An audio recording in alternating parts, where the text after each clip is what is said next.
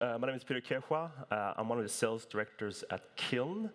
That's just a very nice way of saying that I speak with institutions about two things. One, the value of staking, and two, staking with Kiln. And in speaking to institutions, what they really care about is enterprise-grade staking. And today I'm going to cover that topic, and there's multiple ways in covering that topic. And without doing a sales pitch, I just want to cover the risk of staking itself and how we use our enterprise-grade infrastructure to prevent the risk of being slashed on the Ethereum network. So for those who don't know who Kiln is, we are one of the largest node operator. Currently, we have 2 billion assets understaked on our infrastructure. That's equivalent to 3% of the Ethereum network. You might have seen us if you are a Ledger user. So we have natively integrated with Ledger, so you can directly stake through their app. Our clients also include Bitpanda here in Germany. And for those who don't know, we also work with Fireblocks and Binance, just to mention a few. So we've been here staking for over 2 years. And when I speak to institutions, their biggest concern is slashing. So that's what I'm going to cover today. I'm going to cover it in 4 parts. The first thing is a high level about the Ethereum consensus that rewards validators the Ethereum for participating on the network, but also the risk of slashing in theory. So what are the rules that cause slashing in the first place? Then we can take a look at slashing in reality. So what has actually happened in the past on the Ethereum network? And then I'm going to walk you through what we're doing in the infrastructure level to prevent our validators from being slashed. So for those who don't know, when you run an Ethereum validator, this validator is essentially performing 3 main tasks to earn rewards on the Ethereum network. The first one is attesting proposed blocks that are valid on the network. The second one is proposing their own blocks. And on rare occasion, if you're lucky, you become part of the sync committee. And in performing these tasks, you earn your reward. And this is what a lot of people want. They want to earn a reward on their staked assets. And those rewards consist of 2 parts. One is the consensus layer reward, and the second one is the execution layer reward. This is basically the gas fees we pay when we make Ethereum transactions. Those goes to the validator who validates the blocks. Now, as a validator, there's just not only incentives. There's also penalties for not being an effective validator. So what this means is that if you have downtime or you miss your attestation, you then lose a tiny bit of Ethereum as a small penalty. A penalty is not slashing by itself, but it is a deduction in your reward. And if you don't have MBV, well, then that's just lost opportunity. So there are currently 720,000 validators on the Ethereum network. That's equivalent to 14% of the Ethereum supply that has been staked. And all those validators, whether run by an institution or home nodes, whatever else, they all pose a risk of slashing. Now, slashing itself is a little bit different from a penalty.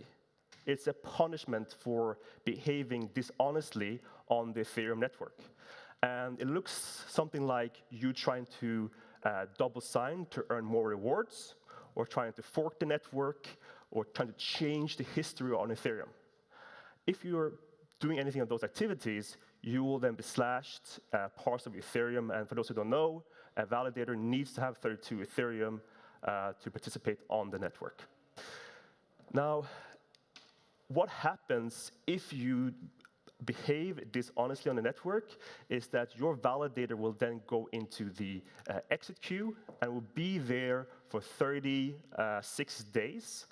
And you get penalized 1 Ethereum out of your 32 ETH. So the real valued risk is initially just 1 out of your 32 ETH. However, if you're running multiple validators and they all get slashed, you could have something called a correlation penalty. That means you're kind of trying to attack the network, and as such, there's a possibility to lose even more Ethereum. And the way that looks is that the larger part of the network that gets slashed within these 36 days, the punishment gets higher. I'm not going to let you guys do this table in your head. So what it really looks like is like this. What you're seeing here is that anything above 2% of the network being slashed, the more Ethereum you lose all the way up to your full 32 ETH. So if a validator will lose 32 ETH, the whole Ethereum network needs to be dishonest up to roughly 32%. That's slashing in theory. So in real sense, the real value of risk initially is just 1 ETH, and the value of the risk if you're a big attacker on a network is all your Ethereum. So that was slashing in theory, but what's actually happened on the Ethereum network? To date, there's only been 253 validators on the Ethereum network that's been slashed. Now, none of those Ethereum nodes tried to be dishonest. So these were still honest nodes, but somehow they still got slashed. So there is a way for honest nodes to be slashed on the network, and that's usually due to them trying to perform 100% and remove anti-slashing strategies in the infrastructure. The biggest event was done by a company called Staked US, which was acquired by Kraken. They disabled part of their database on their validators to reduce the latency and increase the attestation to chase a higher yield. As such, they lost the ability to see that they had 2 validators attesting to the same block. And as a result, their cluster of validators, 75 of them got slashed. Luckily, but they only lost 18.7 ETH, and this was because back then, when it happened, the penalty was only 0.25 ETH. The penalty or the punishment increased from 0.25 to 1 ETH recently. So they were lucky that they kind of didn't get slashed their 75 Ethereum. But the reason was double attestation signing. So they had a post-mortem, and we obviously learned from their mistake. And we saw that the main cause for them was that they were targeting unachievable uptime by putting down protection systems, and that caused slashing.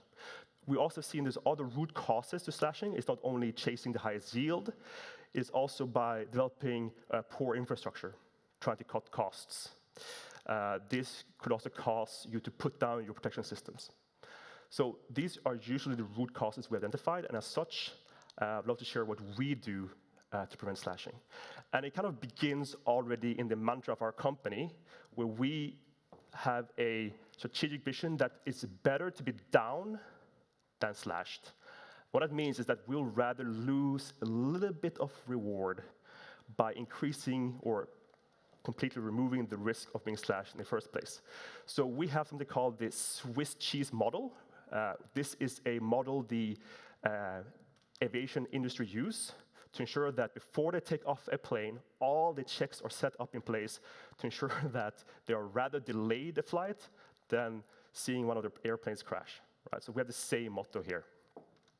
So I'm going to talk about the 4 infrastructure technologies we incorporate here at Kiln to secure those $2 billion that are staked on our infrastructure.